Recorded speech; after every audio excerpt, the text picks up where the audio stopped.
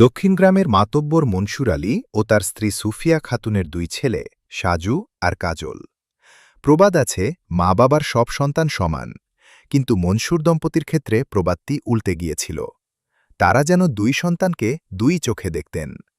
ছোট ছেলে সাজু ছিল একটু অবাধ্য ও চটপটে, সে যা চাইত তাই পেত।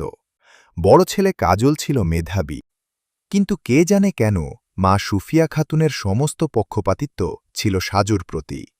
সাজু কোনো অন্যায় করলেও মা বলতেন, আমার মানিক ভুল করতেই পারে। আর কাজল সামান্য কোনো ভুল করলে তাকে শুনতে হতো কটু কথা। পারিবারিক জমিজমা এবং বসত ভিটাও মনসুর আলী ছোট ছেলে সাজুর নামে লিখে দিলেন।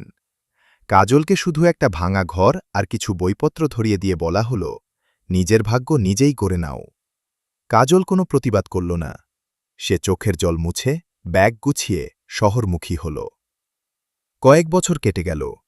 কাজল হার না মানা পরিশ্রমে আজ শহরের একজন প্রতিষ্ঠিত ম্যাজিস্ট্রেট। অন্যদিকে সাজু অন্ধ ভালোবাসায় ও আদরে মানুষ হয়ে কোনো কাজেরই হল না। উল্টো বাজে সঙ্গ ও জুয়ার নেশায় সব সম্পত্তি বিক্রি করে ঋণের দায়ে দুর্বল। একদিন সে নেশার ঝোঁকে বাবা মাকে বাড়ি থেকে বের করে দিল। বৃদ্ধ মনসুর আলী আর সুফিয়া খাতুন পথে এসে দাঁড়ালেন। যাদের তারা মাথায় করে রেখেছিলেন, সেই সাজু আজ তাদের চিনেও দেখল না। নিরুপায় হয়ে বড় ছেলের শহরের ঠিকানায় এসে উপস্থিত হলেন। সামনে যখন কাজল এসে দাঁড়াল, সুফিয়া খাতুনের বুক কাঁপতে লাগল অপরাধবোধে। তিনি ভাবলেন, কাজল নিশ্চয়ই ফিরিয়ে দেবে। কিন্তু কাজল তা করল না। সে এগিয়ে এসে দুই হাত দিয়ে পা ছুঁয়ে বাবা মাকে বুকে জড়িয়ে ধরল। চোখের জল মুছতে মুছতে সুফিয়া খাতুন বললেন, বাবারে, আমরা তোকে কোনোদিন ভালোবাসিনি, তুই আজও আমাদের এভাবে আপন করলি।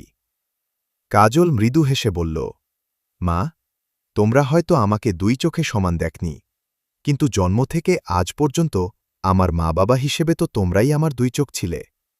চোখ একপাশে অন্ধ হলেও তাকে ফেলে দেওয়া যায়? ছেলের এই কথায় মনসুর আলী ও সুফিয়া খাতুন লজ্জা আর অনুশোচনায় কেঁদে ফেললেন।